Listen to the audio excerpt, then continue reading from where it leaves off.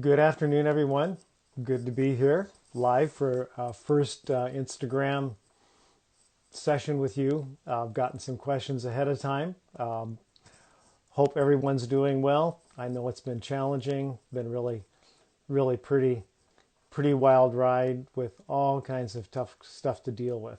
So I hope you're all well. I'm glad to see lots of folks tuning in, and this is going to be hopefully a regular thing that we'll do, and in the interest of getting you information and helping you find out what it is you need to know. This has been a time when I think we've had way more questions than we could really hope to answer, or at least right away. Every question seems to have another bunch of questions that goes along with it.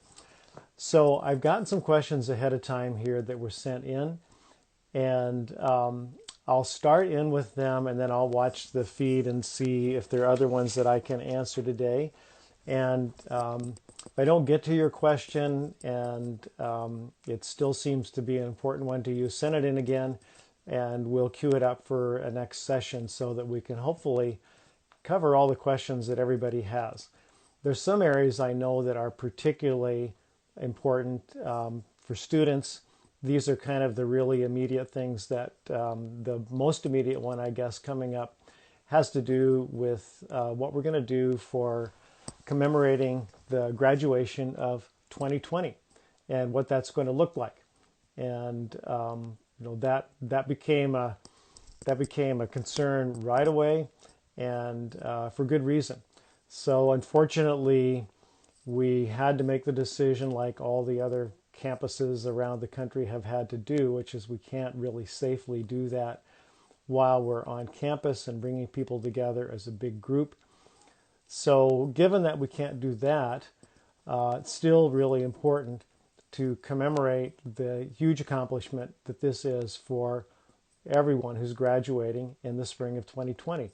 And that's quite a few people. Last year we graduated 3,700 people, and that was both undergraduate, graduate degrees, and that number is probably going to be close to that, I think, this year. So what are we going to do? Well, we're going to have a virtual recognition ceremony. It's going to be on the same time as we would have ordinarily done it, which is on May 28th.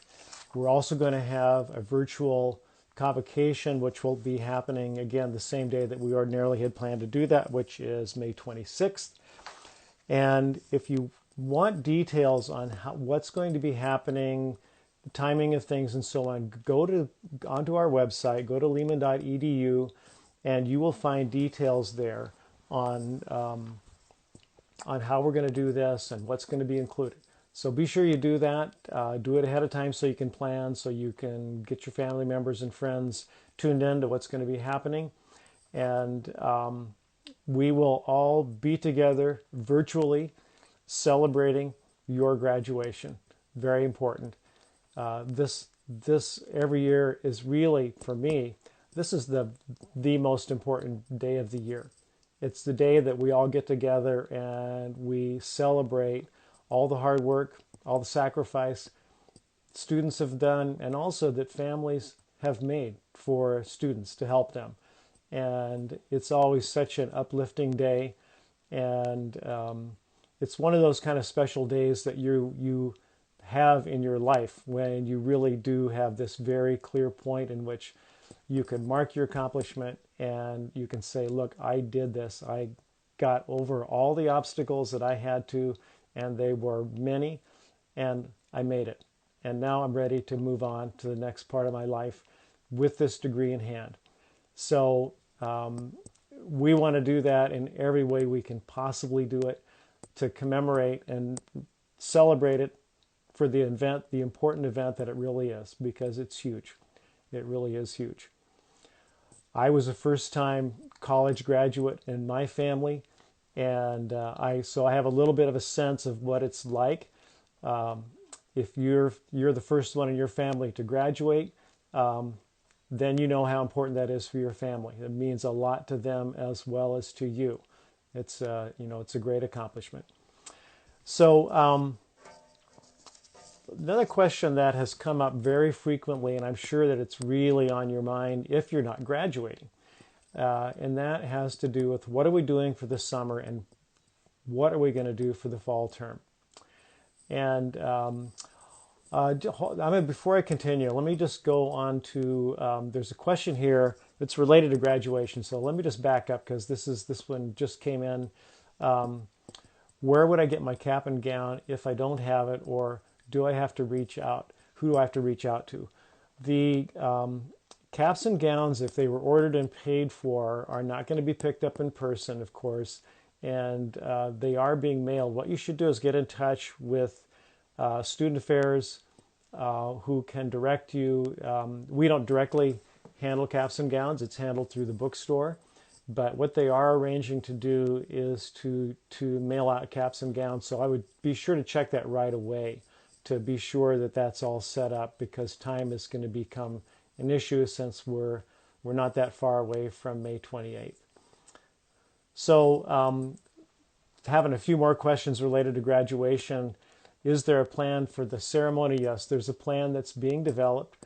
We will have speakers, and we will there'll be other parts of this commemoration that we will have that will be hopefully as close to what we could have done in person as possible. So again, stay tuned. We don't have the program fully developed yet, but we'll have a program that will hopefully have a feel that's a little bit like, or maybe a lot like, being there in person at graduation. Okay, so let's move on to summer and fall and what's going to be happening. So the summer classes, we decided a few weeks ago, would be fully online. We didn't think that we would be able to or be prepared to have students back on campus, and felt that it was the most prudent thing to do would be to just prepare everybody to take all of the classes online. So that's what we've done. So all the summer classes will be online. It's a full complement of classes. It's about as large a offering as classes as we've had in previous years. So we'll be able to hopefully take care of all the students who want to do summer session.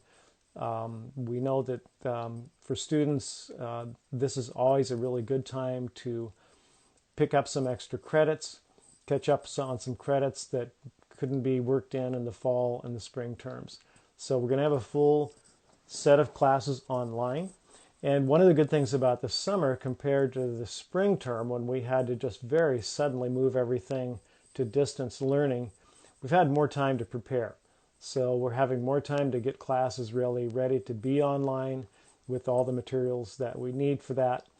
So that's a good thing. I think that's going to make the term a good one.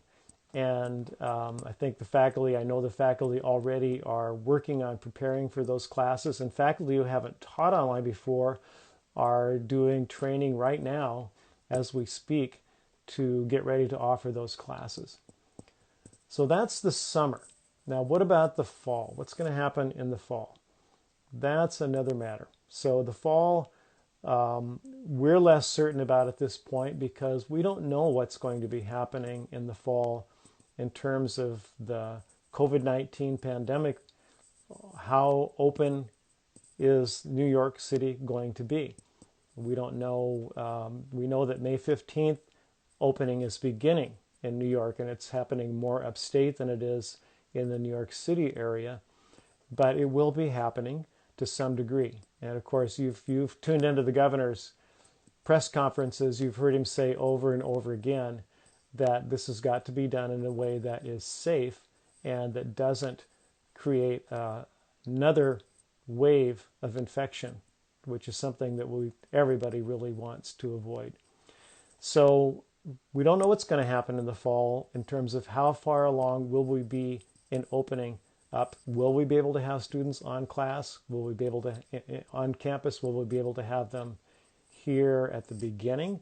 Or is it going to be later in the term? These are things that, unfortunately, we just can't know for sure. So what we've been doing in order to plan for a whole range of scenarios of how this might play out is to prepare classes to be online if they need to be. So again, just like we're doing for the summer, faculty are doing a lot of preparation, and they will be doing through the summer. We're trying to pull together the support for faculty and staff to work together on creating online courses that haven't been yet offered online, should they need to be fully online in the fall. My own opinion about this is that we probably will have to have some classes at least partially online in the fall, and we'll still have a need for social distancing, and we'll have to figure out how to do that, and that probably will mean that some classes will be online, or will be hybrid classes, partially online, partially on campus. So I'm sorry that I can't give you more definitive answers about exactly how that will play out, but if I were hedging my bets, I would say I think we'll be online at least a good part of the fall. But that decision is going to probably come pretty soon. It's like all the big decisions that CUNY's making, that the chancellor's making. It's going to depend upon, first of all, what is the governor saying are the guidelines. And the governor really makes the determinations. You may recall that it was the governor's decision to have all students leave campuses, which is the reason that March 11th was the last day that students were on campus. And so the real decision about opening campuses and having students come back on will be the governor's decision. But the question will be, even if the governor says, yes, you can have students back on campus, I want you to open up the campus, the question will be, okay, so how do we do that? And I mean, here's a comment that just came in, which is a really good point. It says, what about science classes where there's lab equipment that gets used? We have laboratory classes where you can't really do all those things online if you're going to fully do them. So you're going to have to somehow be in class if you're going to do the lab part of that class. And that's a really great question. So how do we do that if we have to maintain social distancing, if a laboratory usually would have 20, 24 students in it? But that would mean those students have to be working closely together. How can we do a lab where students can still do it, but aren't having to be close together? So these are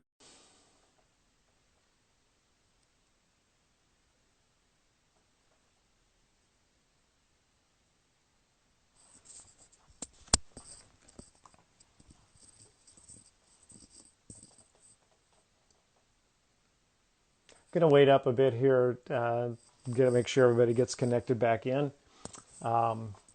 We had our session ended there for a minute.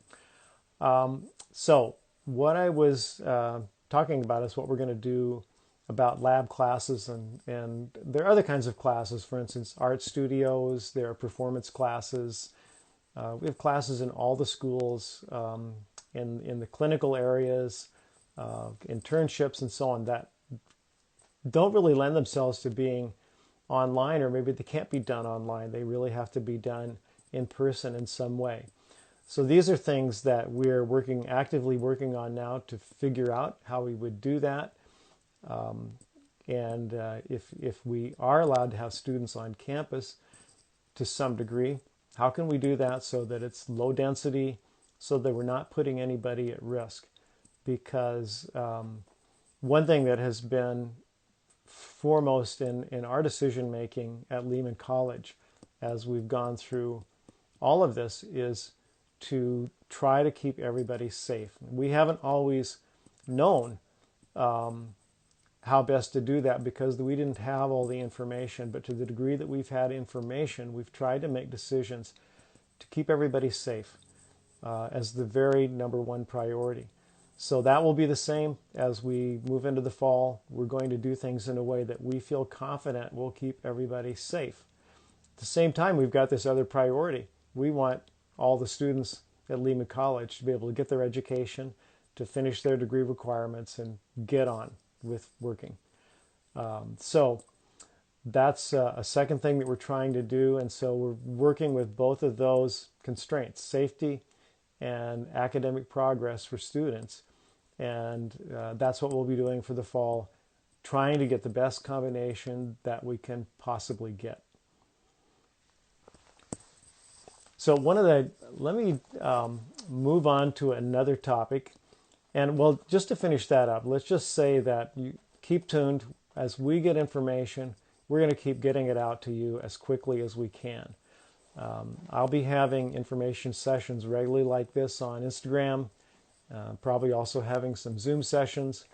And what we'll do is, as we have information about what the next decisions are, we're going to get it to you as quickly as we can. One of the things we really want to be sure we do is keep you informed. So you can count on it. We're going to do that. Now, another topic I wanted to move on, there were questions that came in about this, and I just saw another one come in on the feed, which is about student fees. Because you remember, you may have noticed that the CUNY Board of Trustees approved the refund of 25% of the student activity fees for the spring term. Those refunds haven't gone out yet, but they will be going out to students.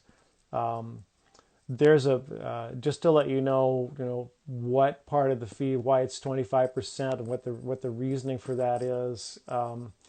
Some of the fees support, for instance, the student government, and the student government has continued in the efforts for keeping the student government going, and all the folks involved in that have continued. Any students who have been receiving compensation for their work have continued to be paid. One of the things that we did as a college, in fact, the whole university did this, committed to keeping everybody on the payroll through the spring term, knowing that it would be really devastating for anyone, whether it's part-time or full-time, to suddenly lose their employment with the college. So that goes for the students that are paid with activity fees. Those students have remained on the payroll and aren't having an abrupt stoppage of being paid. But the activity fees will be refunded. I haven't seen the timeline yet for when that's going to happen, but it will happen.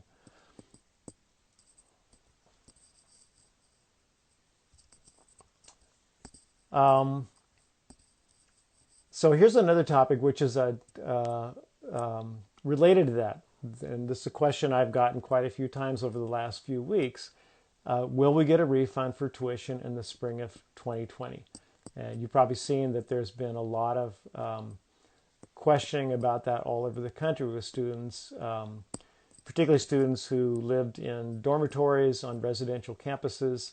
And so Lehman College has a residence hall, but doesn't have a large group of dormitory or resident students. But in some of the CUNY campuses where that's been the case, students are either getting refunds or they're getting credits for future residency costs. So that has been happening. CUNY has issued some special guidance related to fees and refunds. It's on the continuity page. If you go onto CUNY's website and you look for the continuity page, you'll find information there about it.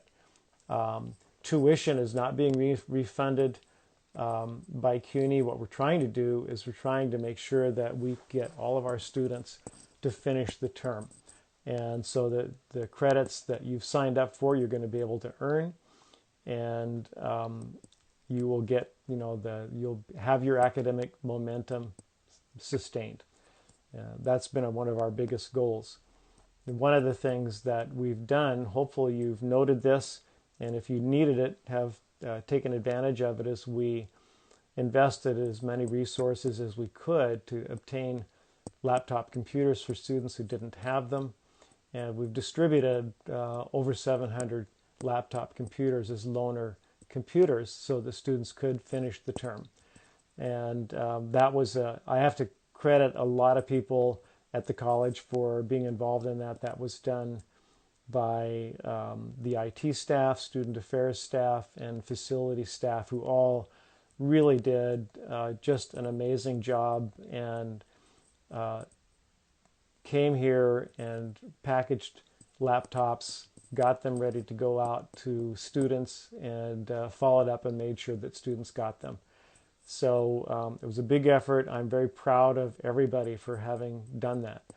And for that reason, hopefully we've gotten almost all of our students into a situation where they were able to complete the term, had the ability to get on the internet and do the distance education to finish the term. I know we had several hundred students who were planning to graduate this spring who needed laptops and who we were able to get laptops to. So hopefully we took care of everyone. And I imagine that it's possible we didn't. If we didn't, we will certainly be working on that again in the summer. And we know that that will also be something that we'll need to continue to do for the fall. We'll have new students who aren't set up. And what we want to do going into the fall, hopefully, is to make sure that everybody has got a laptop.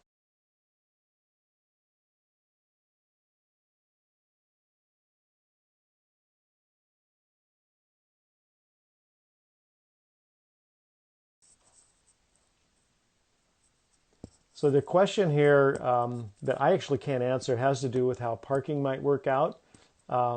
We'll put that one on the list to come up with an answer to if we can in a next session or maybe on part of an FAQ on the website. So we'll take that one up later.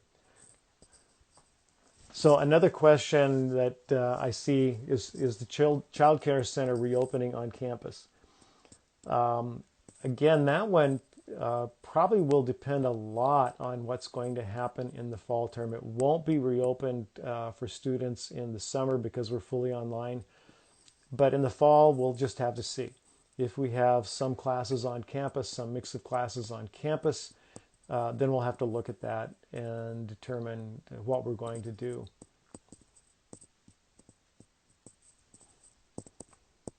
So one of the questions I expected would come up is around the credit no credit policy.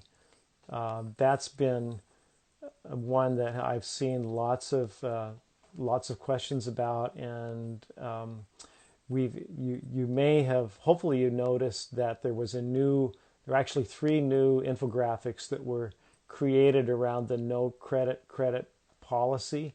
I think they're extremely helpful to kind of simplify how it works and how to guide you in terms of how you can decide what you want to do. So be sure to go on the website and look for that. Those just went up in the last few days, and I think they're very helpful.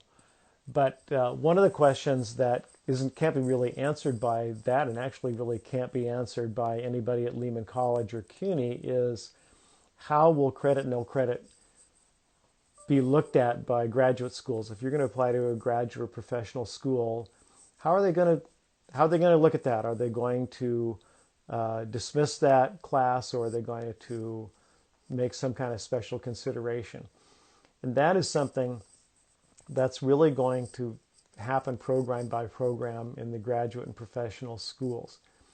I mean, one thing that is, I think, abundantly clear is that any graduate or professional school who's looking at applications in the next year, it will be very clear what happened in the spring of 2020, that it was a really difficult term for everybody. Everybody had to do a huge shift right in the middle of everything, and had to shift into ways of completing the spring.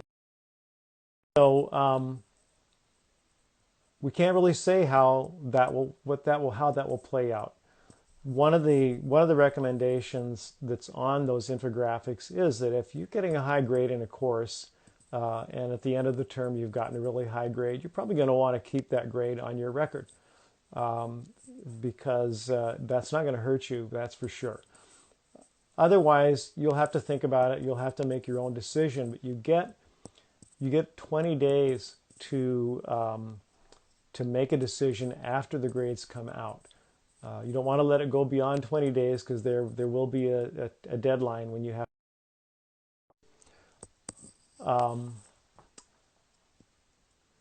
And so one of the things you might find out, you might want to do as you're making that decision is you might want to see what you can find out from graduate schools and that you're applying to or professional schools that you're applying to, and see what they're saying about that.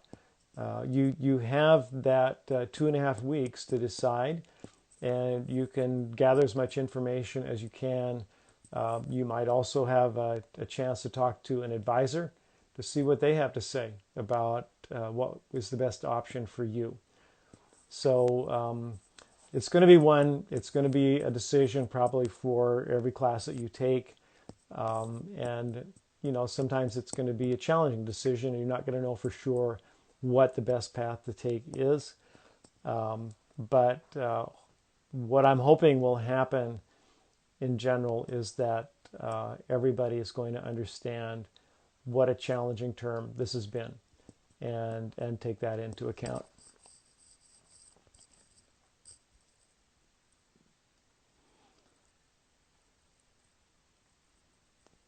So give me 1 second. I'm going to check in here, and I will get right back.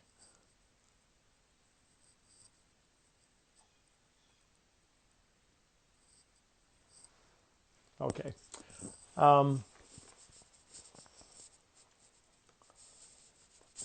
So let me see here. I got a list of other questions that came in before this session.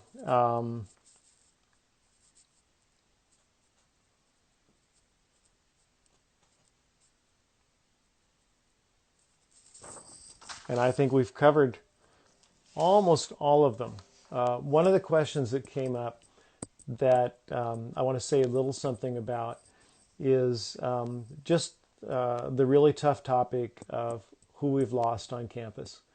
And most of you know that the Bronx has been really hard hit with COVID-19. The Bronx has had the highest rate of infection of all the 5 boroughs per capita. And so the Bronx has really had a tough time. And unfortunately for us, our campus has not been unscathed. We've suffered some really tough losses on campus. We can't always inform the campus about folks we know who we've lost because we don't want to do that unless the families have told us that's okay to do. And sometimes families are really not okay with that. That's information they really want to keep to themselves. We have had 2 students we know of who have not made it after COVID-19 infections. I have to pause. I have to say I find that a very hard thing to say. Taken risks at times.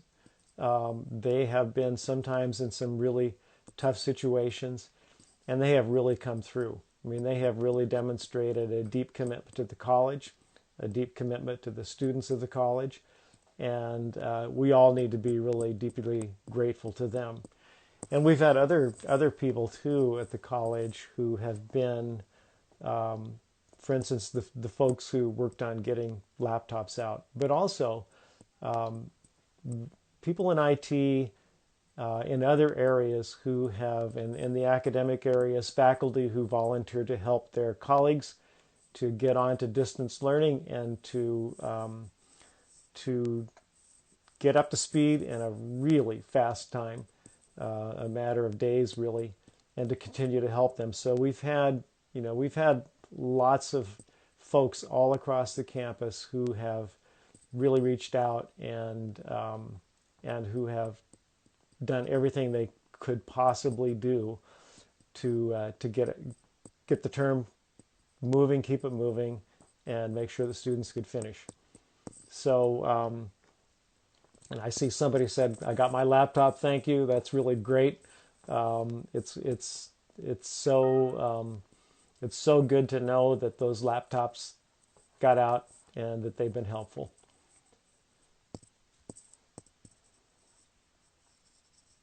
One of the things that I hope we can do one of these days is get some images up on the website of the campus If you've There have been a few pictures here and there of the campus taken by various people that are on campus, but if you think about it, what it's like in the spring with the blossoming trees and everything budding out, it's pretty beautiful.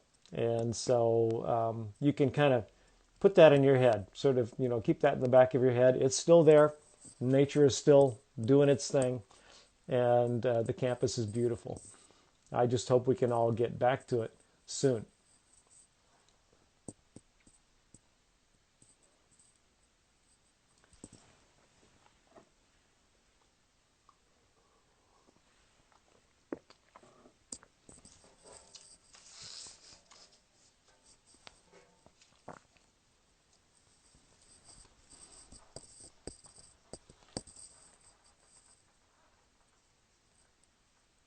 Taking a pause here to take a drink and see what else we have coming in, um,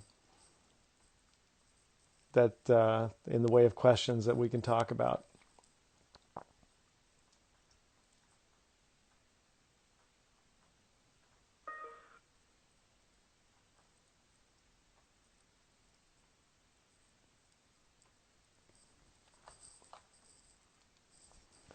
So one of the things that you're going to be hearing more discussion about is our budget, and I'm sure that that's been everybody's had some idea that New York State and New York City are going to be facing the revenue shortfalls because of the pandemic, and although the state budget passed, we're going to have some kind of budget corrections already, I think, by the end of this week. So I'm not really going to dig into that today and give any kind of detail, but we're going to start having probably a weekly Zoom session. It's not going to be all about budget, but starting this Thursday, I'll be doing a Zoom session with VP for Finance Administration, Renee Rotolo, and we will be going through the budget. The first session will probably be mostly about the budget, and then we'll do some presentation, and then we'll take questions. That'll be a Zoom session. So if you're interested, want to know what's happening on the budget side of things, tune into that. There'll be more information on the website, and there'll be also notifications going out on email and social media to let you know more about that.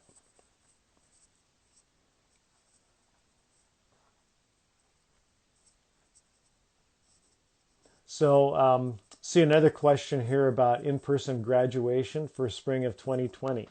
And I guess let me circle back to that topic, because one of the things that I didn't say anything about when I was talking about the ceremony that we're going to have, the virtual recognition ceremony, is whether it's going to be possible at some point to actually have an in-person one. I haven't talked to anybody who wouldn't really love to do that. And all I can say at this point, again, is we have to wait and see what will be allowed and what will be safely possible for in-person gatherings. And, the governor, again, is going to make the call on that for all of the state, being advised by the New York Department of Health, and we'll follow whatever their guidelines are on that. And so we'll see. Could there be some kind of ceremony in the fall? It's, I guess, in some really ideal, wonderful world, we would see that the pandemic is fully under control and we could have gatherings in the fall. But I think what probably most of us are seeing is that's not very likely.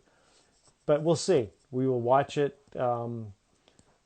It would be wonderful if we could do something in person at some point. We just have to wait and see what's really going to be possible and what's going to be safe. I've seen a couple of questions about registration. When will registration for the fall be ending? And I can't give you the exact date for that, and I don't know if we'll be extending it. What you should do to get the answer to that, you should go on the website, where you'll find that information, and also just keep checking back there for any changes in that. So far, I don't think we have extended the registration date, but we'll see what will happen. But go to the website and look for that date there.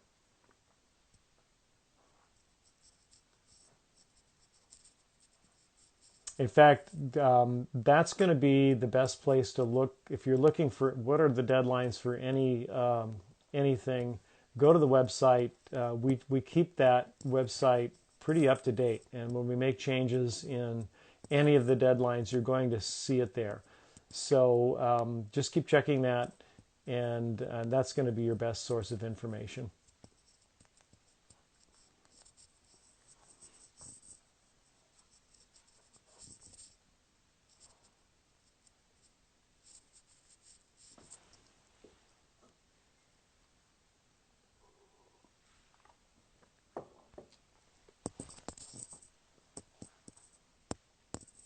It's great to see all these comments about Lehman College. Obviously, there are lots of folks who love Lehman and are very loyal to Lehman College, which they really should be.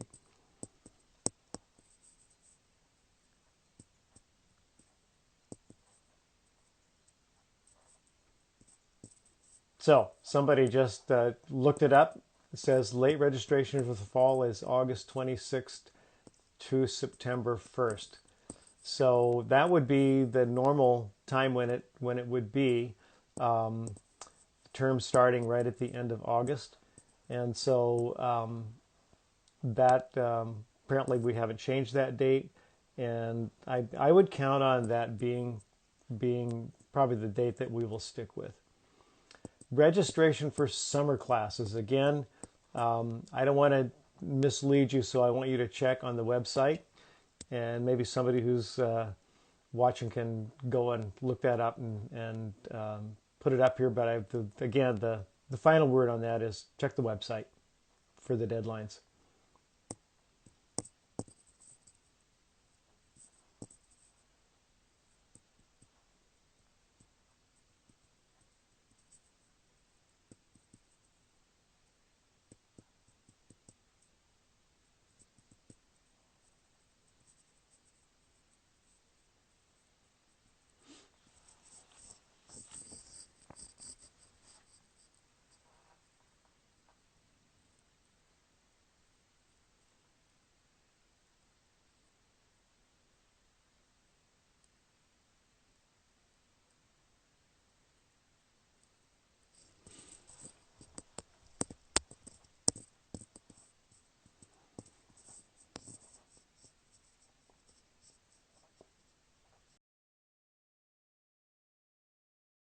Find other sources and have launched a funding campaign. It's called the Campaign for Lehman, and that funding also is for direct aid to students, whether it's through our virtual food bank or whether it is through emergency loans to students for a variety of reasons. And so far in that campaign, we've had contributions or pledges of over $500,000. So we're very pleased by how that is going. And we're trying with those funds, we want to be sure that we can help students who are not eligible for the federal funding through the CARES Act. There were a number of students that were excluded from eligibility with the CARES Act by the federal government. So we will try to differentially allocate funds from other sources that we're using to students who cannot get the federal direct funds from the CARES Act. I know that no matter how much money we raise, we're not going to raise nearly as much as we need to. That there's a huge need, that many students have really serious needs, but we are doing everything we can, and we've been fortunate. We've had donors really respond. About 2 weeks ago, the Robin Hood Foundation committed $150,000 to this fund and specified that it had to be directly provided to students by the end of June. So we are working hard to identify students who aren't eligible, mostly who are not eligible for the CARES Act funding, and who will have access to some of those funds. And hopefully that will help with some of the really acute needs that students have.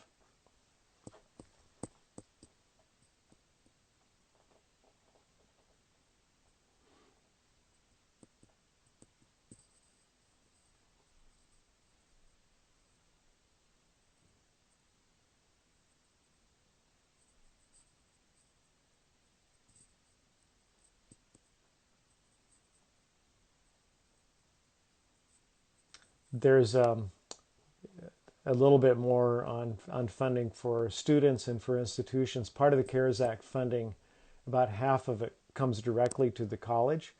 And that also, though, is only to be used for expenses that were related to COVID-19. And so, and again, we haven't received those funds, and we probably won't receive them for a while. The governor, again, has to approve. But we will, again, try to use those funds in a way that has the biggest impact for students and makes our program work as well as it can under the conditions. So here's an interesting question. When is the Apex going to open?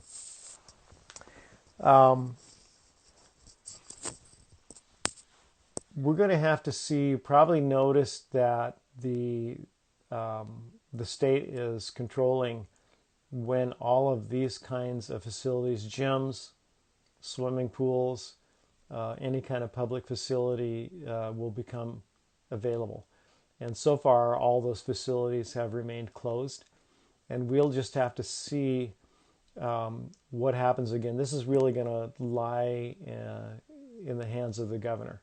Once the governor determines, with his advisors that it's safe to open up athletic facilities and in at least in some limited way, then we'll definitely be looking at that and seeing what we can do.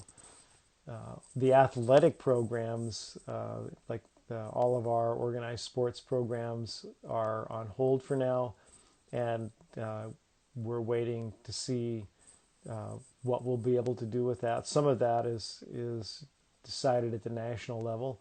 All the NCAA sports, those decisions were made first by the NCAA, but of course we've got to conform with what our own state government is going to be telling us to do. When will the Office of Financial Aid be open?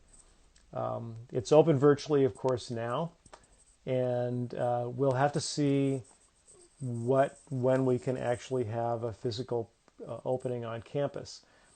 May 15th is the day in which we're going to see some reopening of some other areas of the economy and of institutions and organizations.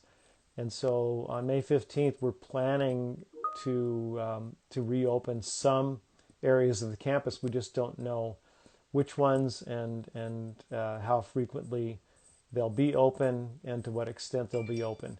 So that remains to be seen.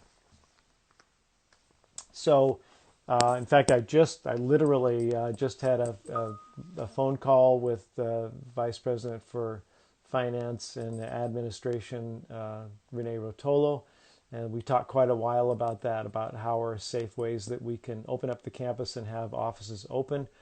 And it's really challenging. It's really not an easy thing to do in a way that is really safe. And part of the challenge is that there's still a lot that we really don't know about how to create a safe environment during the COVID pandemic, because there's a lot about that we don't really understand yet about how the virus can spread, how long does it stay in the air, what are the kinds of environments where it's really not safe, and what are the kinds of office environments that we can make reliably safe for people to be in, particularly over longer periods of time. And we really have to look after the safety of the staff of the college, who are mainly the ones who are in those offices. We don't want to endanger anybody. and yet we want to get these services open so that we can begin to have some in-person taking care of students as soon as it's possible. I think our staff have worked really hard to provide the services that all students need while we're in the situation of having nobody on campus. But we know that there are some limits to that, and there are some kinds of services that, while they can be done somewhat online, they'd be better if we can have them in person. So we'll be working really hard to see how we can do that in a way that's safe.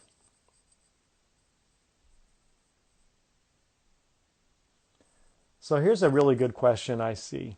Um, there's going to be, is there going to be some kind of extension to pay the summer classes? That's a really great question. And I think that's one that we're going to have to work on. We did have, for those that were on a payment plan, there were extensions that were made and have been made for the spring term. But I understand where that question is coming from. I'm sure that's a question on the mind of probably a lot of students. So that's a great one. We'll note that one, and we'll explore that, whether there can be some kind of extension for paying for summer.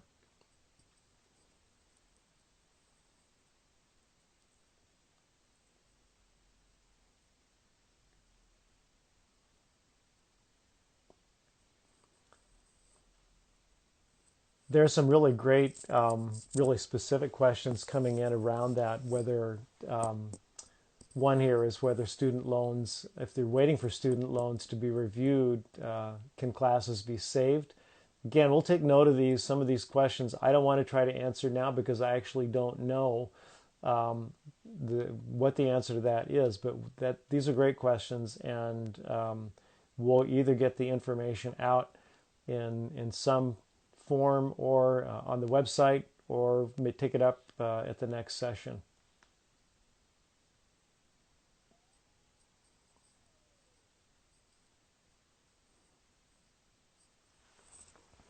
So yeah, so this is a good one. Going back to the topic, if you've been on for a while, um, and you were on when we were talking about having lab courses in a term when we might not be able to be on campus or only partially on campus, and how's that going to happen? So again, just to reiterate, we're going to have to just figure that one out the very best we can. One thing I've suggested is that we may have to try to use the winter term in a way that we haven't really in the past. We do have courses in the winter term, but we'll have to see. Maybe it's going to be possible to. I'll see you soon.